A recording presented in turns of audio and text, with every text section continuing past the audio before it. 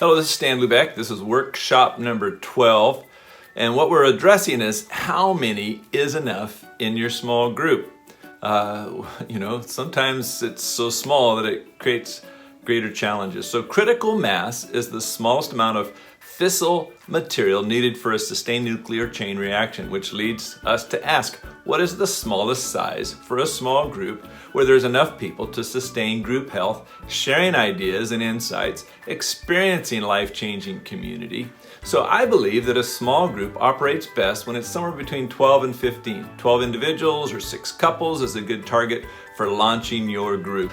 Too small, and you can hear the crickets chirping, which might make it more difficult to add people over time. And the group depends much more upon you as a leader. It's more work. So I want to talk to you about what you can do to invite enough people to participate before the first meeting. These principles can also be used to add members to your group over time as well. When a group is too small, it can limit the impact the group can have over time and the benefit of having a wide variety of perspectives.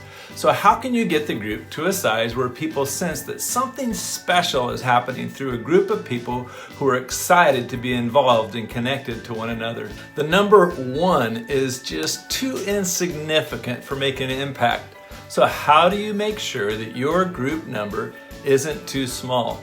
Well, here's some tips for adding new people. As always, the first thing to do is pray. Ask God to bring to your mind those He wants to join the group. Then allow God to bring people into your mind from your neighborhood, from work, from the gym, or wherever you come across people you know. It could even be somebody at church that you know isn't involved in a small group already.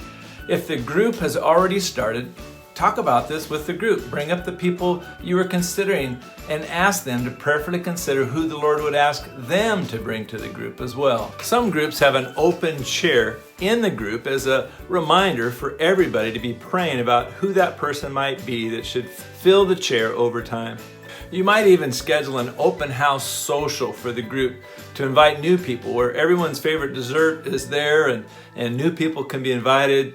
And you might even have a non-threatening icebreaker question where people can get to know each other better while increasing the likelihood that the guest will feel comfortable with the group and more likely to consider joining in the future.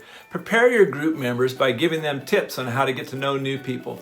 This could be a normal group night even for new people to be invited, or even a Friday night special social. The goal is for the new people to become comfortable with the group as the first step of becoming involved. You follow up the social with a phone call or a cup of coffee. Tell the person, we loved having you with us. Would you consider joining our group that meets each week on Wednesday nights?